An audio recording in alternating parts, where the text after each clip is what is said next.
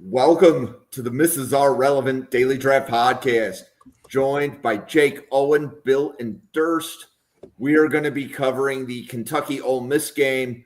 But before we dive into that, Owen, it's Wednesday. It's good to see a house football practice going.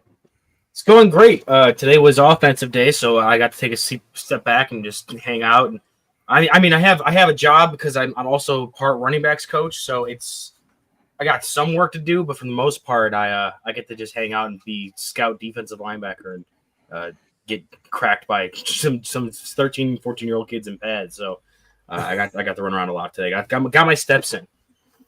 There you go. Durst, what sticks out from college football this weekend? Wow, I mean, besides Bill Belichick, but I mean, some interesting games, obviously. Florida State winning, Miami winning. I mean, there was a lot to take in this week. A lot of great games. Jake, it is your first time with us here on a Wednesday night. Welcome to the crew. What was your weekend of college football like? It was hard to focus on that with Micah Parsons coming to town. That was, that made it more difficult to focus on college football. However, it was a lot of fun. I think there were, there are plenty of QB takes to be thrown out there, but I think a lot in this group, I imagine, we're looking elsewhere as well, and I think that's what makes this really exciting. Is there's plenty of guys that stood out from last weekend. Yeah, and Bill, tell us about your board and anybody that you've added to it recently. Yeah, so I was actually, obviously week one in college football is for me, it's one of the favorite times of the season because you get to trim the fat of the guys that, you had on the board, probably a little more optimistic than others, but you get to add some names that aren't on the board. And I'll throw a couple of them out there before we get kicked off. The first one, Jaden Bradley, wide receiver from UNLV. Listen, he's got size at 6'4", 195, so he's already a big guy. But when you look at what he's done in his first two games, week 0 and week 1, 256 yards and a touchdown with an average depth of target of just shy of 17 yards. Dude is burning defenses left and right. And yes, it's Idaho State and Sam Houston State, so you got to temper expectations a little bit, but they've got a big test coming up against UCLA. And we talked with Brian Maffey, our UCLA guy, and he says to expect a 100-yard day. And let me tell you, if Jaden Bradley keeps stacking these up, it's gonna be a guy you've got to keep on the radar.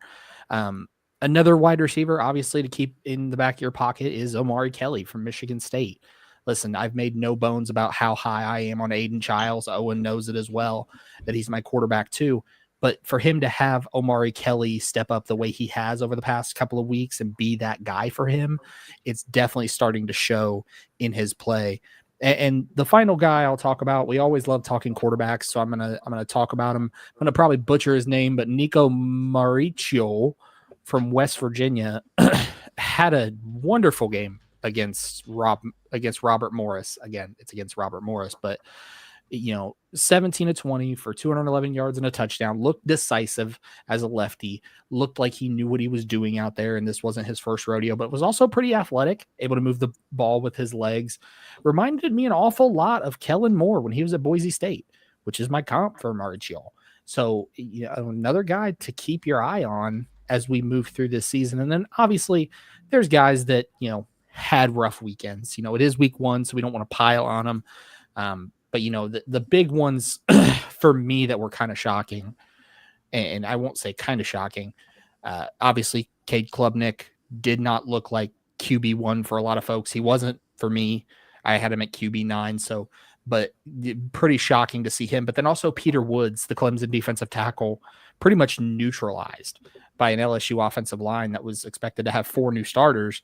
And Peter Woods kind of just disappeared. And then obviously Hank's guy at running back, Damon Claiborne, exiting early with that rib injury. A little bit disappointing because it looked like he was building some good momentum. But definitely excited for week 2 to see if a lot of these, stocks keep climbing or stocks keep falling across college football.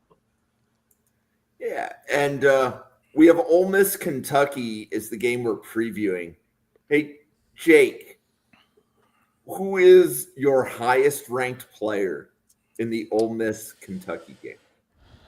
Just based on guys that I've watched more so than not, I think it's most interesting to talk about Suntarine Perkins for sure. Just because the elephant in the room is he's 210 pounds, and somehow just they're putting him like on the edge, and it's like working.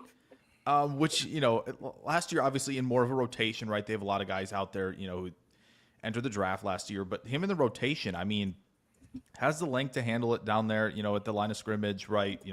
Flexible, good first step, and also looked comfortable moving around in coverage too, which I think he kind of has to, right, if he's going to stick at that weight. But somebody who, when you use that length to counter a little bit, when to kind of dip and get around the QB, right, chop the hands away, like he has stuff in the bag that I think is really intriguing. But again, it's just kind of that strange elephant in the room deal of like, you simply can't hang at 210. Like, this just isn't going to work. It's kind of like you're probably talking about him as a light version when you talk about like what Harold Perkins is going to do for LSU, right? He's kind of in that conversation as well of like, how do you play this guy? Where do you play him? But he really is fascinating to watch. So, Owen, on Suntarine Perkins, what were your thoughts when you saw him? Well, it's definitely concerning whenever you have that size profile. You need a player that's going to have to stand out one way or another physically when it comes to athleticism. But at the same time, like, even no matter how athletic you are on the edge at 210, like, you're going to be struggling a bit regardless of physicality, even at the college level. So for me, I think, he makes plays and you're definitely going to be encouraged by that. But I definitely need to see him maybe transition to more of an off-ball position if he's going to be succeeding as an NFL player, especially even at the college level against some teams. Like, I think this game may be a big test for him specifically because now he's going against he's the Kentucky guy, right? The linebacker edge rusher guy in Kentucky, or is he the Ole Miss one? Suntarine Perkins is on Ole Miss. That's okay. That's what I thought. I was getting them flipped in my head, but it's SEC team regardless one way or the other. You're going against these bigger offensive linemen, and you're going to have to work in a way against these guys who are getting looked at for NFL looks and are going to be on more the NFL side than not when it comes to college level competition. So if you're going to be able to survive on the edge at that size, you're going to have to show it against competition like this week against Kentucky. Durst, where are you on Suntarine Perkins as a draft prospect? Yeah, I'm a little bit torn. So, this was the number one high school linebacker in the nation coming out of high school. And then he was a 2023 freshman All-American who then ended up leading the SEC in sacks in 2024. So there's a lot to like about this kind of guy. But I tend to be a little bit lower on this profile. So like, Jalon Walker, like pretty much for the whole off, draft season, I had him as more of like an early second round guy. Did I get it right? Jalon Walker for Georgia?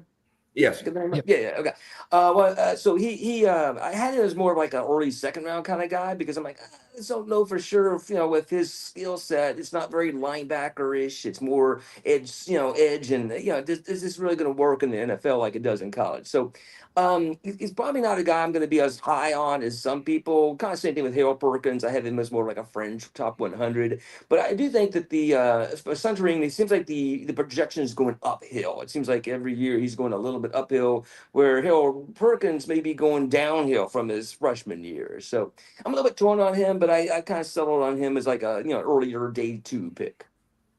So, Bill, you want to weigh in?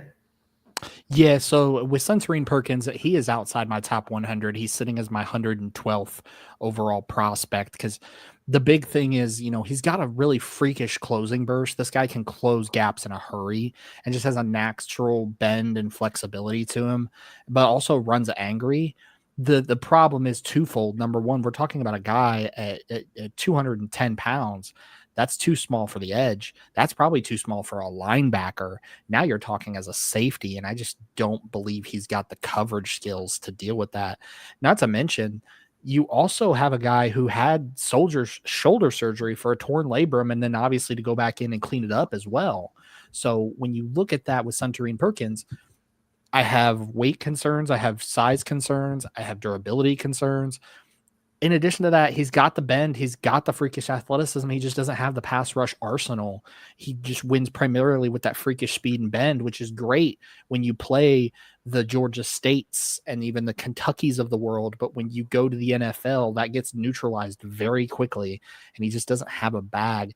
I would take a flyer on him in the 4th round as a guy who's athletic enough to maybe put on special teams and help in that aspect. And maybe you could use him as a DPR in certain scenarios, but I find it very hard to see him as an every down or even a 2-down linebacker or edge in the NFL.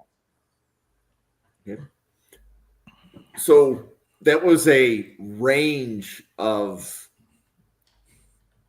let's just say, comments on Suntarine Perkins. I think that's the most politically neutral way to say that. Owen, who is your highest rated player in this game? So I haven't dove into like the deep cuts, the Bill Sparks cuts, as I like to call them, for these two teams.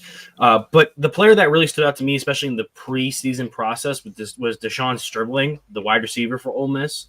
Loved him on his Oklahoma State tape. I was a bit disappointed going back and watching his tape against Georgia State. I feel like there was the fit into the Ole Miss offense just wasn't clicking as well as I liked with the Oklahoma State offense, where at Oklahoma State, I liked him giving opportunity to be more of a design touch guy, working these more simplistic routes, and also being a blocker, and then also being able to use some of that speed and hard run for the catch, where in the Ole Miss game, he got 4 targets against Georgia State, and he didn't really pop until like his last target of the game, where he had the corner biting on a double move, but at that point it was already way past, and I'm not even sure if that was Georgia State's starting corner at that point covering him, and he worked on a double move and the ball was still underthrown. So I think there's a lot of chemistry stuff and a lot of fit in the Ole Miss offense that Stribling needs to work through, because for me, the player I saw at Oklahoma State, I loved, and I would have been happily parading around for him as like a later day 2 pick. But from just the 1 game sample size of him at Ole Miss right now, it's definitely someone that I'm going to have to go back and look at with different eyes, because he's a different player now in this different offense. So I think maybe another week in it, another game planning where they focus on getting him the ball more may improve that. But after week 1, he's definitely somebody where I'm like having to take a step back and be like, okay, was I a bit too bullish on him because of he was at Oklahoma State, or is this more so just needs time to really establish himself type of scenario? So, Durs, where are you and Deshaun Stribling right now? Yeah, he's my highest wide receiver between the two teams. I'm kind of with Owen. I was a little bit disappointed in the week 1 game. And of course, they brought in 5 transfers, Ole Miss did. And so, 2 of them were starters, some of them were backups. But, I think it kind of makes some sense that maybe there were some growing pains there. But I'm really excited about seeing him against Kentucky, because Kentucky's got a pair of 6'3" cornerbacks in J.Q. Hardaway and DJ Waller. So this is going to be a great test for a guy with the size and the sort of X receiver build that Stribling has. So, I may be out on him quick if he doesn't have a good performance against these guys, but I think it's going to be a really great test for him. So Stribling was a 2-time transfer at Washington State from 2021 to 2022, Oklahoma State from 2023 to 2024. He had a red shirt in 2023 because of a broken hand. He did lead all Pac-10 freshmen in catches, receiving yards, and touchdowns all the way back in 2021. So this is not a guy that just got onto the scene. He's been here for a little while. So I think it's just physicality and toughness at the catch point, body control when he snatches the ball from people in the air, and he does an excellent job of keeping his feet in bounds when he's along the boundary. So prototypical boundary receiver that I want to see a little bit more of. And Bill, where are you and Deshaun Stribling? Yeah, so with Stribling, I've got him as an early day 3 kind of guy. When you look at Stribling, he doesn't make my top 150, but I could see a world where he goes 4th, 5th round. I'm with Owen and Durst. I was a little disappointed to see what he put up. Obviously, 3 catches, 55 yards. Part of that, though, we have to also take into account it was Austin Simmons' first start as the Ole Miss quarterback. So obviously there's some growing pains with him as well. But I think we also have to have the conversation. This may just be who Stribling is as a wide receiver. For me, I like him a lot because I think he's very crisp and decisive in his routes. has the size and exceptional ball skills to be able to climb the ladder and go get the ball. It reminds me an awful lot of when we talked about Pat Bryant last year from Illinois. And if you guys remember, Pat Bryant was the same way, didn't start very well, but came on towards the middle part of the season. I think that's kind of the career path we're going to see with Stribling. So I'm with Durst as well. I think the Stribling versus JQ Hardaway matchup is going to make or break both of those players' draft stocks this weekend. Jake, you want to weigh in on Stribling? Yeah, sure. I mean, I think the biggest thing that, that stands out other than kind of, I think what has been highlighted the most is making those tough catches, being reliable, having enough catch radius to handle off target throws. It's more of, he's bought in as a run blocker as well, which is always a plus. NFL teams are going to love that, right? And yeah, maybe not the fastest, but has enough build-up speed. And I do like the heightened awareness. And I think it shows up pre-catch. It shows up post-catch, right? In terms of, hey, I need to go get this football and I can open, some avenues up for myself after the catch. But yeah, he isn't like the most explosive. He's not, I don't think he's ready-made built right now for any type of press coverage, right? Which is why I think this could be really interesting this week for him if Kentucky so desires. But even if they don't as much, you're still going to see Kentucky, I think, be physical throughout the route stem, and that's something where you see it with a lot of guys, right? Is consistently hand fighting, right? Working to better your position throughout the route stem. Give yourself some options at the top, right?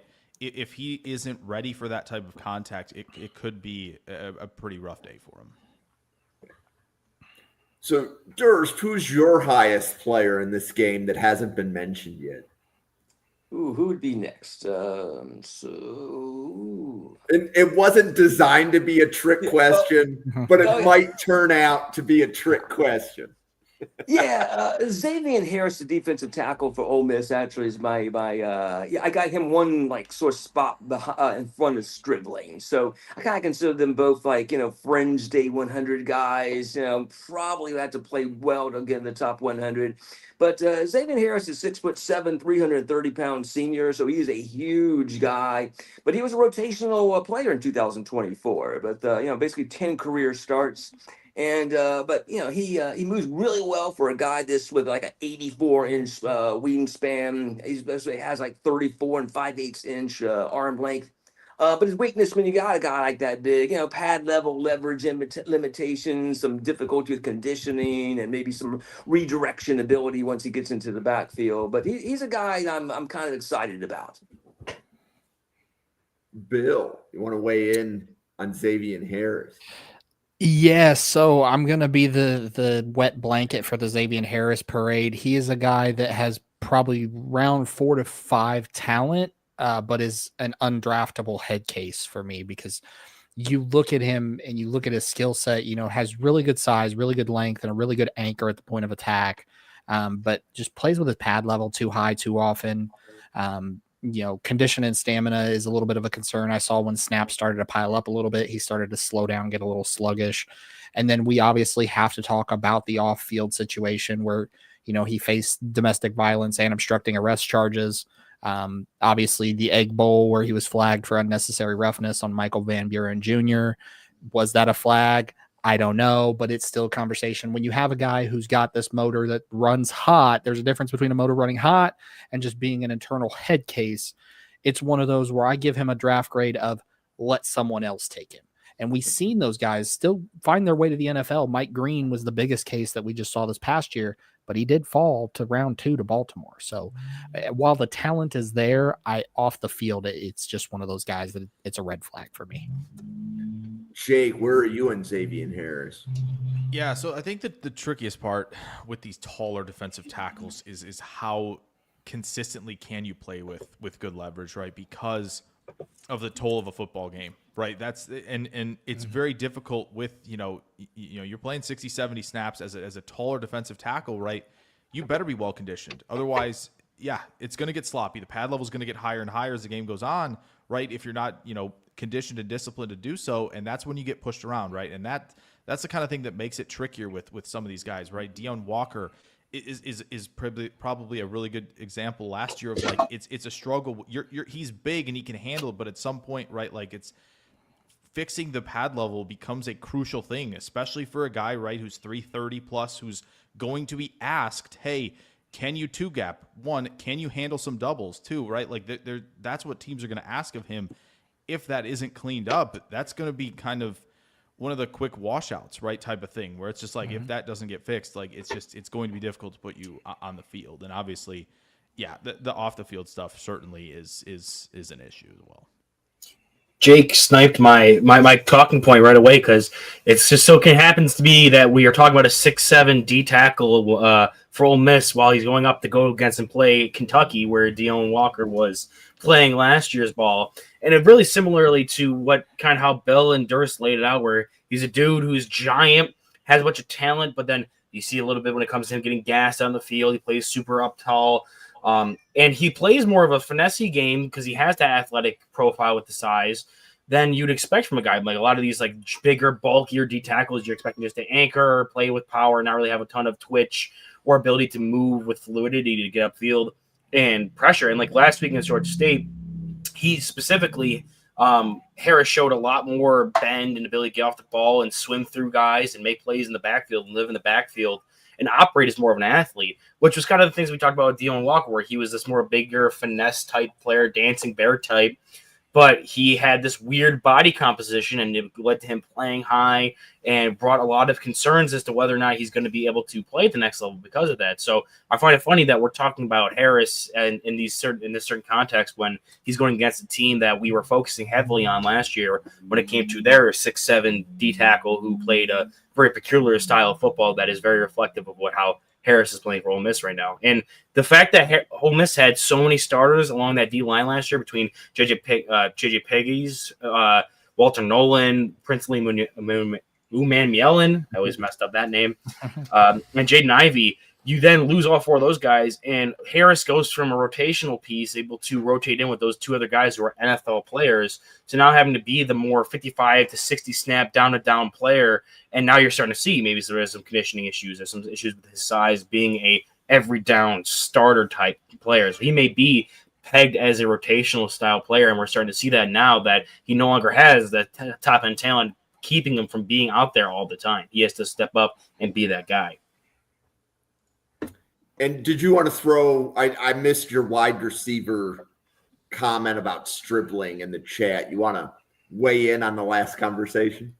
Yeah, so the point I wanted to make was, so there was always a conversation about some of these different offenses in specifically like Ole Miss, Tennessee, and how they impact draft prospects and their abilities to transition to the NFL. And we talked about how at Oklahoma State, it felt like Stribling was a little bit more comfortable with that offense or was being utilized a bit better than at least in week one that Ole Miss had him at. And it kind of just reflected me the whole transfer portal NIL situation with current players, where is Stribling going to be one of those guys where he's bouncing from team to team and maybe thinks he has a better opportunity, whether it's NIL money based or if it's just getting to a bigger school, getting more eyes on him, that he's going from a team that utilized him better or had a better idea of how to utilize him to a team that doesn't as much and is having a new starting quarterback starting in. He's coming in as kind of the newer guy at the wide receiver and has to both work in with the offensive scheme that isn't really indicative of NFL success, but also he just isn't so familiar with or useful. So now not only are we saying like, oh, if he does come out, he's from an Ole Miss scheme, it's going to be kind of weird to reject him, but also he's not even really fitting into that scheme in general. So now with this kind of move, it kind of reflects on his decision to transfer, the idea of kids transferring around in the college football in general and how that may impact them with the team they're going to. So I felt like that may be a storyline I'm following specifically with Stribling and Ole Miss going forward because of the kind of bumpier start. Yeah, no, and I agree. I agree with that too. Like Ole Miss's scheme, they're going to operate as a fast-paced team. They're going to get up and go quickly, and they're going to use a lot of motion and a lot of misdirection to keep the defenses off balance and kind of a veer and shoot style offense. And when you look at Stribling, he's not a burner. This is a guy that's probably going to run somewhere in the 4 or 5 range. So when you have an offense that operates at a quicker pace, that uses a lot of motion, a lot of quick, speedy routes to create that separation, it becomes a little concerning when you have a guy who's not really got that burst.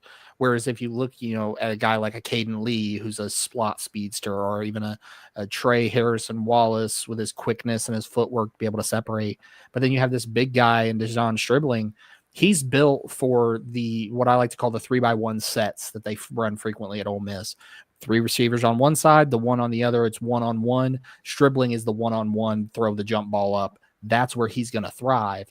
But ultimately, Ole Miss also has to get in the red zone for that to work. Yeah, and like you leave from Oklahoma State where you had 800 plus receiving yards. You had that role with that where you were being utilized to the point where you can get 800 plus receiving yards, be talked about as a top end transfer guy because they had that role picked out for you. Kind of how what Jake was talking about. I don't really see Stribling as a guy that can really beat off press right now. Doesn't really have a ton of quick separation with his athletic profile. He's going to be more of that X outside, blocks his ass off, but then goes up for some jump balls. I profile him as like if you have him as your wide receiver 3, like projecting him as your wide receiver 3, you love that just because of the skill set, the more niche skill set he brings. And you're going from an offense that seemingly knew how to utilize that to its best ability in Oklahoma State to now you're trying to up your standing in the draft space when it comes to moving to the next level and up your stock by going to an Ole Miss offense that usually produces guys who have big numbers like a Trey Harris last year, and guys previously in the past like DK Metcalf and AJ Browns who have more of your size comparisons, but you now have to worry about do I fit into their role as well as does that then project me to the NFL better? So it's a confusing mess that the transfer portal has kind of opened up, and it offers so many different factors that that these kids are going to have to worry about now, and this is kind of a prime example of that after week 1. So, Durst, if you're in the situation of a Deshaun Stribling and you're at Oklahoma State and you're transferring, what do you think would impact your draft grade the most? The fact that he's playing against SEC competition, the quarterback he plays for, or the offense he plays in? Well, I think he's hoping to be the next Tim Harris and not the next Antoine Wells. So I think you're kind of looking at two guys that have some similarities to them, but one went undrafted and one was drafted second round? Tim Harris, second round to the Chargers, yeah. Yeah. No, I mean, even going back, like, as always talking about the transfer, but even going back, this is the guy that transferred out of Cam Ward's last year at Washington State. So, I mean, he could have been playing some good music together that far back. And so, it's interesting that he has been, whether it's NIL or money or, I mean, he had a good quarterback and he already left that situation. So I'm not too sure exactly what's motivating him, but I do think he's a talent. I do think he could be maybe the sacrificial X, as we sometimes will call that, if we're going to run the the offense more through a slot or a tight end or flanker type receiver. So, but anyway, Ole Miss also has a couple of other good receivers to talk about. So, Harrison Wallace was a guy that impressed me in week 1. So Stribling was the faller after week 1. Harrison Wallace was probably the riser. It's a guy that played 4 years at Penn State. In 4 years at Penn State, he had 84 catches, 1,221 yards, and 6 touchdowns. But in an offense that felt like it wasn't prioritizing the receivers. It's a run-heavy offense, tight end-heavy offense, and wide receivers seemed like it was kind of the secondary or tertiary option there. But Harrison Wallace had a really good game, showed I think good size and frame, physicality and play strength, and more yak ability than I thought he ever really showed at Penn State, albeit against a lesser opponent. So I'm excited to see if he might actually be the wide receiver 1 for this Ole Miss going forward. And then there's Caden Lee. He was the incumbent. He was the only of the starting receivers for Ole Miss that was there last year. So I think a lot of the old Miss fan base might say, oh, he's next in line. He's going to be the one. He's a smaller kind of guy, only 5'11", 175, and he had 14 starts in his career, 12 last year. Kind of a space creator before and after the catch. Has 0 drops in his career, or at least I didn't see one in week 1, but I know going into to this season he had 0 drops for his career. He used screens and downfield routes as well. So yeah, it's gonna be interesting to see how this wide receiver room in Ole Miss shakes out. But I think somebody in that room is going to end up being a relatively high draft pick in the end, I think. Yeah. So, Bill, when you look at this game, what other players are you expecting to either jump off the screen, or do you have your eye on because you have some questions? So the big one I'm expecting is actually my highest rated player from this game, and it's left tackle Diego Pounds for Ole Miss. I mean, listen, you're talking about a guy who's 6'5", 335 with 35-inch arms. The man is a mountain. He blocks out the sun. He plays left tackle, so obviously with Austin Simmons, he's going to be, protecting the young quarterback. But he also suffers from a lot of the things that we talk about with large body left tackles. When we talked about Anthony Belton ending up in Green Bay, and we talked about Ozzie Trapillo in Chicago, they're these guys that have big bodies, big anchors, but their hand placement, their timing, their pad level plays too high. Their footwork is a little sloppy at best. For me, when I talk about Diego Pounds, he lands inside my top 100. It's right on the fringe at number 96. Reminds me a little bit of Morgan Moses when Morgan Moses was making his way into the league, the same kind of big body offensive tackle. But I'm really excited to see how he holds up against SEC competition. Granted, there's not a lot of edge talent here. There's more defensive tackle talent, guys like David Gusta for Kentucky, as well as some other names. But I want to see how he handles, especially when we talk about big SEC tackles like Caden Proctor didn't have the best day against Florida State. Diego Pounds has a chance to kind of change that narrative of big body SEC tackles. Jake, any other draft story that you see in this game that maybe a player that you want to see or a question that you have? I mean, I think it was kind of brought up. Durst kind of brought it up a little bit of like who's going to emerge right in the wide receiver room, because I'm really intrigued.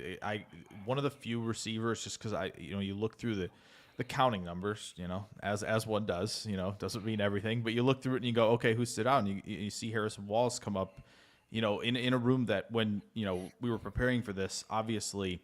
Oh man, the little guy's name's escaping me now, but like Caden Lee, when he, he's productive, he was making a ton of plays, like he catches everything right. But you do watch him, when guys are dropping into like hook zones, they just kind of bump him and he kind of falls over, which is tough. And credit to him for continuing to battle and put up some productive games down the stretch. LSU game, Georgia, right, Florida, like he was stringing some games, but Harrison Wallace. A lot more sudden and very abrupt early too, and you can tell that there's plans there. Especially some of the games that I remember looking at, right? USC, you see some diamond release there where he's clearly attacking that outside hip and he's giving himself a lot of space. He's taking stair steps on crossers. He's understanding those details, and so I think him versus a guy that we already talked about, it's like he has, I think, the finer details, and I think he will have a better plan if there's physicality involved in this game at receiver than Stribling will. And so I think that was the other guy that really I had on my list where, if he is, can stack this up again one more time against an SEC school, then we start to, this receiver class is kind of, hovering around. We're still looking for some guys, right, like that are going to kind of emerge, right? I think, I know Bill's high on Concepcion, and he made some real nice plays this past week, which was fun to see. Yeah, he did. And obviously Tyson did what he needed to do last weekend, goes out and dominates, right? Got a little bit from Carnell Tate, which was exciting, but Harrison Wallace, this is SEC ball. You keep putting up numbers like that throughout, you're gonna get noticed, and so I'm really excited to see what he has in store this week. And Owen, as you look at the players in the game that are draft eligible, what stories are going through your head as far as maybe what to look for in the game? I think so. Kind of piggybacking off what Jake was just talking about, the Ole Miss wide receivers. I think looking at this Kentucky secondary is going to be a storyline to talk about, and somebody that I don't really hear a lot about. He's not particularly highly graded for me, but if you want to start getting pushed towards getting more attention, more notoriety, especially in his final year there, I'm looking at the Kentucky safety Jordan Leavitt. He's the guy who will rotate and be their kind of deep third guy. And in this Ole Miss offense where they're spreading you out, they have a guy like Wallace who's more of a speed threat. Caden, is that Caden Ivey, right? That's the slot guy's name. Caden Lee, sorry. Mixed him up with Jared Ivey. with these Ole Miss names. But Caden Lee, Wallace, Stribling, they have talent in the wide receiver room, and they like to spread you thin and attack deep. And for Lovett, he's the 4-year starter there, and he's the guy who kind of quarterbacks that defense. You saw that a bit with the game against Toledo. He's the one who will also be the deep third safety, and he's going to be in charge of making sure that he's covering enough space, making sure these guys aren't getting over the top, and giving his corners some ability to work and move on that boundary so that way they don't have to worry about capping off these routes and make sure they can't get over the top, which Ole Miss is constantly trying to do. So if there's going to be a player that no one really talks about and that could really change the fortunes of what they're talking about or how they're being talked about and discussed in the draft, Lovett is somebody that I think could really shoot his stock up if he has a good game against an offense that it's kind of difficult to play against as a single high safety. Durst, how about you? Any other stories as you look at this game? Yeah, I mean, I kind of touched on J.Q. Hardaway, earlier, but he's a guy that kind of I knew a little bit about and sort of stood out a little bit. So I went back and saw some of his film from 2024, and he had some good reps against Trey Harris and Matthew Golden. So again, he's a 6'3", 193-pound senior corner for Kentucky, and again, Ole Miss is going to throw the ball around the yard, so he's going to get a lot of opportunities. So he's a Cincinnati transfer that played there in 2022. He is a returning starting corner for Kentucky. He's got good size and length. This huge tackling net, as I sometimes like to call it, with his long arms. And he does a pretty good job of getting his head around, when the ball's coming his direction. So again, Kentucky actually has two 6'3" corners. Both of them are transfers into the program, and so I think that's going to be a huge part of this game. If Kentucky has any chance of winning this game, because their offense looks putrid, it's going to be the defense, and I think led by their cornerbacks and a little bit of Alex Afari, the linebacker, and Dave Gusta, the defensive tackle for Kentucky. Yeah, See, so now go ahead. I was gonna say, now I feel bad going after Durst because he just called Kentucky's offense putrid, and my next guy to watch is a Kentucky offensive player. But listen, we talked a lot about this Ole Miss defense, right? Xavier Harris and Prince Will Umanmielen and guys like that. I'm looking at Kentucky running back Dante Dowdle. This is a guy very firmly built, 6'2", 225, big back with very good feet, decisive runner, good vision. He's also a very underrated pass protector. This is a guy in a class that doesn't have a whole lot of good pass protecting running backs. He's probably one of the better ones. It doesn't have elite breakaway speed. This is probably a guy that's going to run in the north 4.48, 4.49. I wouldn't shock me to see a 4.5. But he can get yards in chunks when he sees a seam, and we saw it happen against Toledo with 14 carries for 129 yards, averaging 9.2 yards a clip. The problem with Dowdle is, he's a guy that seeks out contact rather than trying to avoid it, and I love that, but I also hate it because he's not creative as a runner to do it. If you're going to seek out contact, you have to be creative in how you seek it and how you avoid it. But he is just a straight north and south runner and just tries to power through people at the second level. And he also just doesn't really have the good playing speed to be able to blow by people. So a lot of his runs are going to get pulled down early. But if Kentucky can create some gaps for him against this Ole Miss defensive front, Dowdle could have a big day. And Kentucky's going to need that. Otherwise, like Durst mentioned, this offense is going to look putrid and a dumpster fire. But for me, I like Dowdle. He's kind of like a Marion Barber type of guy. He is not going to be your feature running back at the NFL level. He's going to be the smash to someone's dash, and that's what you're going to get from Dowdle. But I am concerned about him being the lead back on Saturday versus Ole Miss. So, Owen, where does Dowdle rank on your likeness for Kentucky running backs?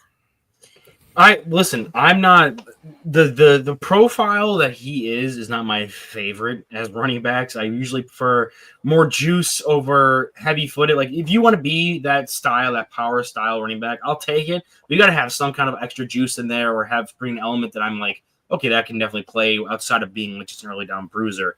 He's really reminiscent of like the Chris Rodriguez Juniors of the past, or Even I'm trying to remember the running back that was there last year, and he transferred out to. He's on a MAC team now. I think he's on Toledo. He's a running back on Toledo now. Another guy who was just kind of heavy-footed, big, bruising kind of back that Chip Trayanum, I think it's Chip Trayanum, something like that.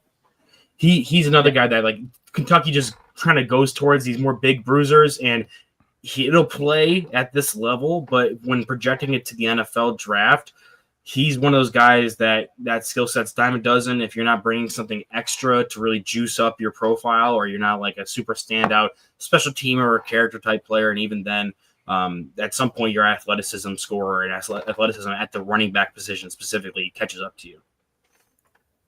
Jake, where are you in Dowdle?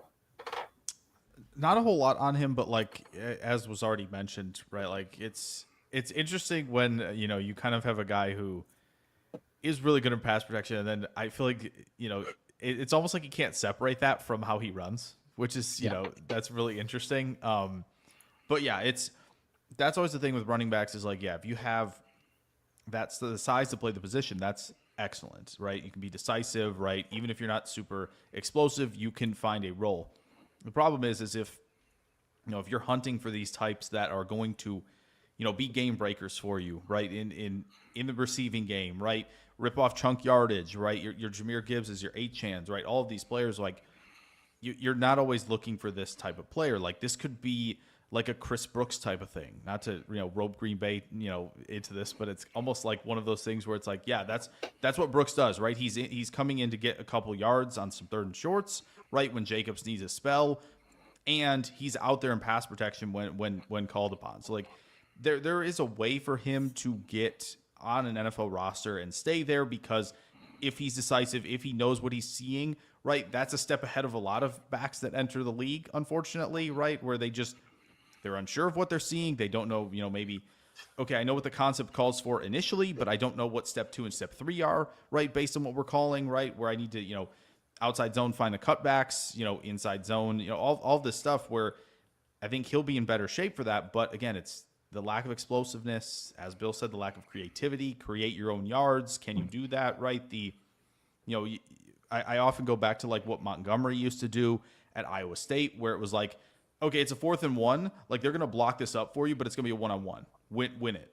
And there will be times that power can win those, right? But it's not always going to be the case, right? It's always, if you're seeking out that contact, some guys in the NFL, I know the linebacker position, it's gotten, a little thinner, a little smaller, but I think teams are starting to figure that back out again, right? When you look at what Detroit's doing and all that, like at some point you have to make someone miss, right? You got to win the 1v1 in that scenario. Montgomery is a great example of a back who's big and can run through you, but also can make you miss. And so that kind of what I think separates, some of these bigger guys, from, achieving, Pro Bowl, multi-year starters, second contract guys, right? So Durst, have you weighed in on Dowdle yet? No, and I agree with I think what pretty much everybody is saying about him, but I'll add a little bit that I don't think was mentioned. He's 6'2", 227, so he's got a kind of a unique body style. He's a junior. He's a 2-time transfer, Oregon in 2023, Nebraska in 2024, and then going into the season, he had 704 career rushing yards with 13 TDs. He's got good size and good speed. I saw several long runs on film, both at Nebraska and also one long run in Kentucky's opener, but I don't really think that's going to be his. I'm not so sure that part of his game is going to translate well into the NFL. I don't think he's like a burner or anything like that. He does seem to have a nose for the end zone. Again, he had 13 touchdowns in Nebraska, and I think the combination of Nebraska and Oregon. So I do think that part will translate a little bit better. Kind of an upright running style. I didn't think his elusiveness or missed tackle force ability was anything special. And he only had 21 yards receiving in 2024. So we're not talking about a guy that's going to be a third down back other than, well, maybe some of his pass protection. Okay. And the other thing too, and I'm glad Owen hit on it.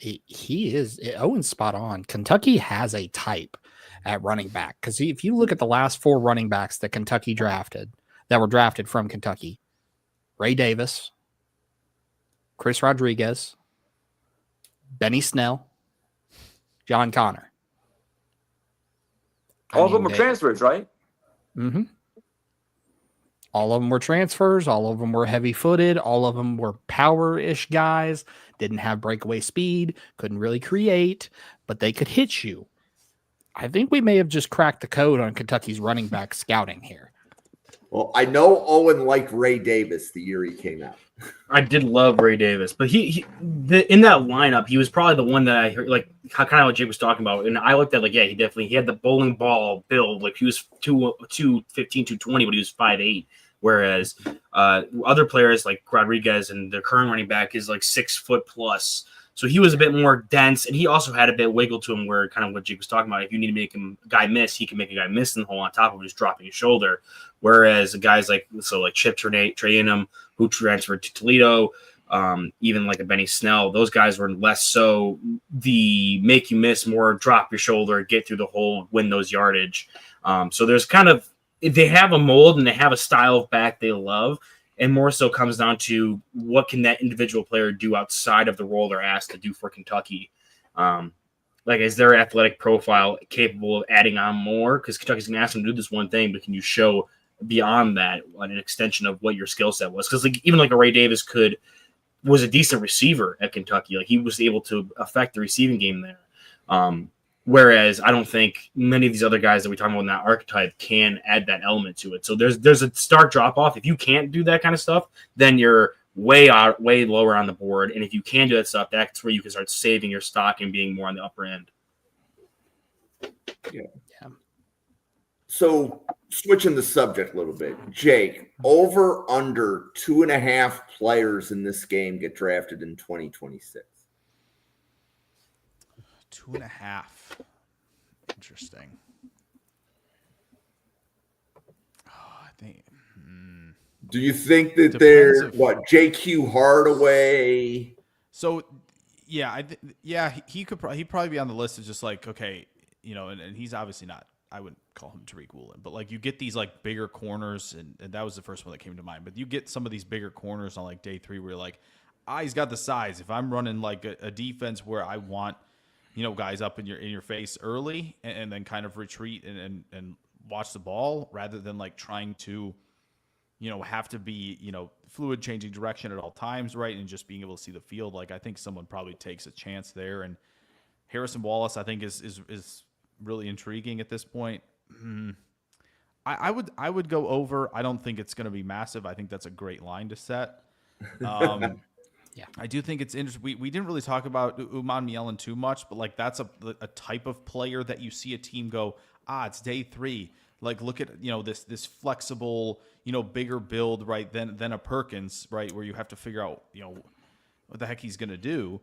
But like that's somebody that probably a team would take a swing on, right? So there are types in this, even Pons like that, or even like you take these bigger tackles. Like, let's see what happens, right? Green Bay took Travis Glover. Right, like the teams will take big tackles and just give them a chance, right, on day 3. So I would probably lean over. So, Bill, are you going to take the over or under on 2.5 players in this game have their name called in April? I'm going to take the under. And the reason I say that is when you look at my top 3 players that are inside my top 150, all 3 of them would be redshirt juniors, and that's redshirt juniors or juniors, and that's Prince Will Uman Mielen, Suntarine Perkins, and Diego Pounds. Now, could they all have excellent seasons where they come out and we see them in April? Absolutely. I think if we do, it's probably Perkins and Pounds, but even then, I can't take the over. Graded wise on where I have them graded, I would take the over because I think you could get Perkins, you could get Prince William Mielen, you could get Pounds, you could get Dante Dowdle, and you could even get JQ Hardaway. So you could probably get 5. But what the NFL is going to value and what I have graded are 2 different scenarios. I'm taking the under. Durst, how about you? Over under 2.5 players in this game get drafted? I am pounding the over on this one, and I'll tell you why. So the 5-year average for Ole Miss, for a number of players drafted over the last 5 years, their 5-year average is 4.6. Kentucky is 3.8. Now, I mean, obviously, history won't take you so far, and you got, you got good years and bad years. And in fact, Kentucky's had 2 really bad years where they didn't have any players drafted. I think it was 2017 and 2018, if I remember right. So there's certainly a chance that this could end up being the under, but yeah, if I had that bet, I would definitely take the over. Owen, how about you? Yeah, I think that over could hit just on Ole Miss players alone. If even not all the juniors go back, so like how we were talking about with Pounds or Umamielen, and Perkins, if even like 1 or 2 of those guys come out with that number plus Xavier Harris, even though he does have some of the issues, off-field issues, his size and skill set, you'll see the teams will do their own investigations, and if they like enough or think it's justifiable enough, they'll take a guy who has that amount of talent, regardless of what it is. And then you have those receivers between Wallace and Stribling. I think at least one of them gets drafted. And that's just looking at the Ole Miss side of it. Looking at Kentucky, we talked about a bunch of other guys where I'm not as confident on that side if any of those players, if they come out early and or if the seniors with the seniors that they get drafted. I think the corner that we were talking about earlier, what is it?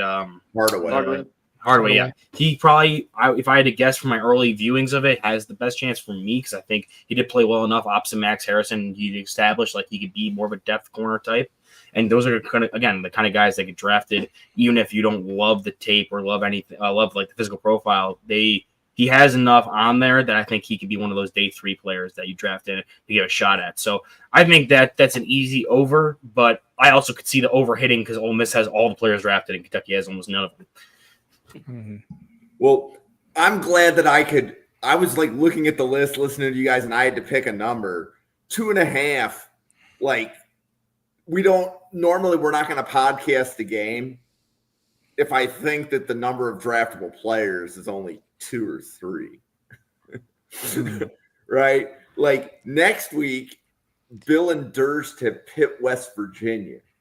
So that's going to be a fun one just to talk about the quarterbacks alone, I think. Plus running backs. And running backs too. Running backs and offensive linemen. And then next week, Texas A&M and Notre Dame is what Jake and Owen have.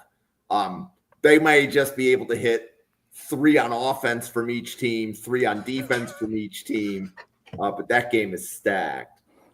Yeah. And also, before we pivot real quick, speaking of quarterbacks, this game is going to be one of those games where it is quarterbacks that are on 2 opposite trajectories, because you have Austin Simmons, the young redshirt sophomore, who is draft eligible this year, but I don't see him declaring just because we just saw his first start. It looked okay against Georgia State. When you throw for 341 yards and 3 touchdowns, but you coughed the ball up 3 times, it's a little concerning. He's still getting his feet wet, but I think his trajectory is pointing up. Whereas if you look at Zach Calzada on the opposite side of Kentucky, his trajectory is pointing in a downward position all the way to graduate and go off and find a future endeavor that's not the NFL, my friend. But I'm curious to see if Austin Simmons can bounce back and not turn the ball over 3 times versus this Kentucky team this weekend. Any other players, any other matchups, things in the game that anybody here wants to talk about? So if I'm going to leave on one guy, I'm going to say that I like to kind of talk a little bit about Kendrick Law. So this is a Alabama transfer, 2022 to 2024. Over his career, he played in 34 games before Kentucky, but only had 33 receptions for 343 yards and 1 touchdown in Alabama. But he's got kind of a nice skill set. It's more of a gadget thing. He's more of a yak guy. There's not many downfield runs or routes on his film, but he's great on jet sweeps. He's great on bubble screens. He's got really good contact balance for a receiver. A little bit of a gadgety, half receiver, half running back, and he's a really good kick returner too. So he did not. I forget if he didn't catch a pass at all in that game, but he had one that was thrown to him where I think it would end up being a pass interference call right as he was kind of going out of bounds. So I think it was like a long 40-yard pass, which is something you didn't really see on film in Alabama Alabama. So again, the quarterback for Kentucky might be bringing this whole offense down, which is what I meant about their offense being putrid. I think their running game is actually decent, but the quarterback's maybe bringing this whole offense down. But Kendrick Law, he's a guy that I'm kind of curious to see if he can put it together in his fourth and final season now at Kentucky. Okay, why don't we pause for a commercial, then we can do a big finish. Jake, do you want to let everybody know who you are and all the draft content that you do? And feel free also to remind us that the Packers have Micah Parsons and nobody else. Well, I wasn't gonna say it, but I'm glad that you did. I'm glad you brought it up. No, you can follow me at Jake NFL Draft on Twitter. That's how you find the YouTube channel. Do a lot of film room stuff there, mostly rookie stuff, young players. But there's the occasional draft stuff that can go up there. That's allowed to be up there. Can go up there too. So that's a fun time. But otherwise, probably on Substack, that link can be found at that Twitter at Jake NFL Draft. You'll find the link there. But yeah, that's a year-round thing, right? Obviously, like everyone here, focusing on prospects, probably more specialized in the wide receiver arena than most other things, but try to, obviously cover every position possible. So yeah, it's obviously a fun time. I'm looking forward to Sunday, of course, to see number one run on that field. But yeah, football season being here, we've already had 1 week of college. It's going to be phenomenal to have the true full weekend this weekend. And luckily there's a few college matchups on tap as well as, the NFL. So. Oh, Yeah, you can find me on Twitter and on YouTube at Weekly Huddle, where we go through and I do a bunch of different things. I just got done recording a podcast with Newt. We did a battle of the big boards for our offensive summer scouting. After Newt went posted on all of his top tens on my channel over the summer, I had to rep his merch that he was shilling out to me. You saw him in the comments earlier mentioning it. But other than that, I'm starting a series where Jim is actually in this league. I'm doing a fantasy league where I'm trying to win it with a team of all rookies. So we're going to be doing a weekly update video on that, where I'm just a total full-on rookie fantasy team in an actual competitive league. We'll see actually if I can break. My goal is to break 500. I think that's a realistic objective with just I'm the only one who's allowed to have the rookies. So hopefully we have some standouts that year. But other than that, I do some live streams where I do live watch-throughs on players' film over on Kick, and then you can find the re-uploads of those, as well as my big board and other player draft profiles over on Patreon, patreon.com/Weekly Huddle, where you can find, like I said, the re-uploads of those streams. You can go watch the tape along with me or just get my access to my big board and everything else that I have going on over there. Durst. Well, I'm Durst at NFL Draft. You can find me on Twitter / Durst at NFL Draft. Of course, you can find me here on the Draft Professor, including next Wednesday, previewing the West Virginia Pitt game. But Owen, I'm curious, rookie kicker too? It was gonna be. I thought about it because Tyler Loop does exist, but I decided to leave out kickers and defenses just because if Tyler Loop went down or if he was cut, or even on a bye week, it would have been almost impossible for me to stay competitive. So it's QB, 2 wide receivers, 2 running backs, tight end, and flex for this league.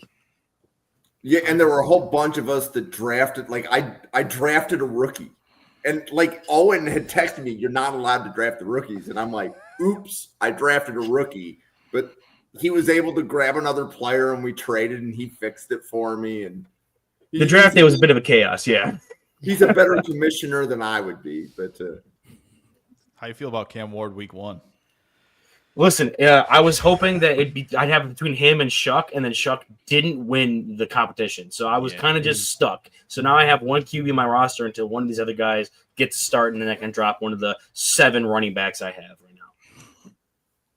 now. So Bill. Yes, you can find all of my content over on X at Spark Scouting, also on TikTok, Threads, Instagram, and Substack. If you search Spark Scouting, you'll see my lovely mug pop up. Also a writer and analyst for the Right Way Sports Network. It's TWSN.net. I cover the NFL draft, and college football.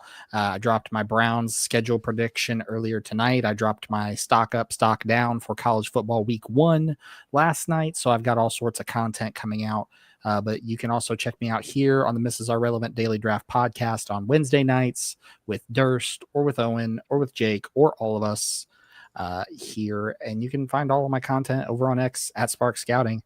Jim, where can the people find you? So you can find me here. Follow, where are we? Yeah, there we go.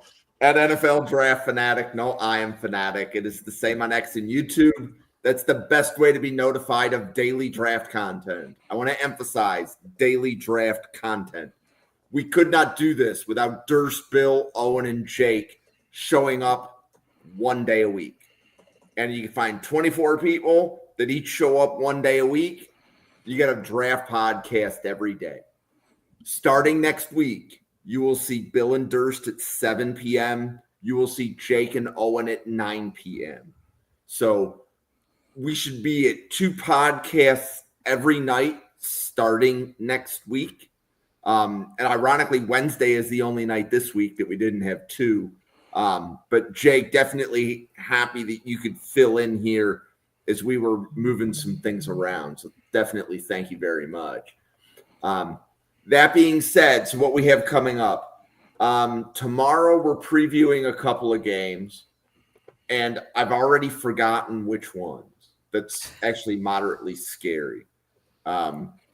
So let me see here if I can quickly pull up the schedule. There we go. So tomorrow it is no, not TCU. There we go. Oregon, no, wrong one. Michigan, Oklahoma, Illinois, Duke, and then Michigan, Oklahoma. Yep. So again, this was not a good week for big matchups. I think the channel is only covering 6 games this week. And then we have Iowa State on Friday night as well. So we will also have a college football news desk at 5:30 on Saturday.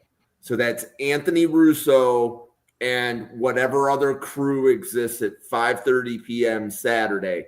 So if you're trying to figure out, okay, what happened in the morning games, you want to catch up, we'll be live for somewhere between 30 to 45 minutes at 5:30, which that podcast should end before any 7 o'clock game kicks off. That's the goal. So before we sign off, Jim. Was somebody about to say something? Yeah, I was going to say, before we sign off, obviously one of the other things that I do that I forgot to mention, I have a draft big board that has over 400 names on it that are draft graded and comped with every prospect. But I also am a sicko and also watch tape on kickers and punters. It's important to note, Ole Miss has a kicker, Lucas Carniero, who has gone 9 for 9 last season on kicks 40 plus, including 6 for 6 on 50 plus yarders, and is a perfect 92 for 92 on point afters. So if you want to take an over on something, take an over on him hitting some point afters this weekend. I'm a sicko. I watch kickers. There you go. Yeah, and if we've talked about kickers twice on this podcast today. I think we're losing our edge. I'm just saying. We're just getting started, Jim. I'll start bringing gunners to the show if I have to. The Niners I'll talk about gunners. Yeah. I'll talk. One of my favorite players ever was Steve Tasker. Yeah. Right, one of the best gunners in the history of the NFL. So, hey, did you catch Nick Harbor as a gunner on? He had a punt return tackle. Yeah. I did not see that, but that he would be difficult to block. Oh yeah, kind of thing. 100%. And you know that you're playing your position well when they create rules so that you can't do what you were doing. So Steve Tasker had like 2 rules created for him. So the rule that you can't run out of bounds as a gunner and run back in, that's a Steve Tasker rule because he used to do that. And then there was another rule about you have to let the player come back in bounds. Steve Tasker used to have 3 guys that would drive him right into the bench. Yep. Like they would literally, as a gunner, they would have 3 people on him, and Buffalo was playing essentially 10 on 8 for the rest of the field. So, anyways, that's my Steve Tasker rant for the day. Does anybody else have any last word on Ole Miss, Kentucky? No. Take Ole Miss going away. They're a 10.5 point favorite. Only 10.5? Only 10.5. Shocking. All right. Well, let me pull up my app real quick. Hold on. What the hell? Also, make sure you please play responsibly when we throw out these overs and unders, folks. Yes. Thank you for the disclaimer, Bill. We don't want to get into trouble. Well, for the 91 podcasters of the Draft Professor, for Jake, Owen, Durst, Bill, myself, thank you so much for watching, and we'll see you on a podcast again tomorrow night, everybody.